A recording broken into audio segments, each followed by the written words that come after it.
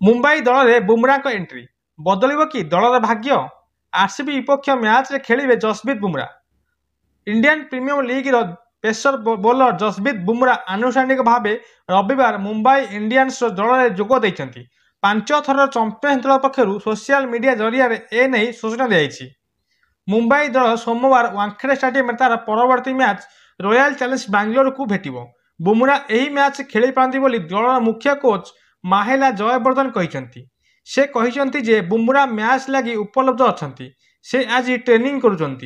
से एनसीए तांको सेशन कर दायित्व आम फिजिओ दिखाई। जदि सबू ठीक किसी रहा तेबे से परवर्ती मैच खेलिए बोली जयवर्धन कहते।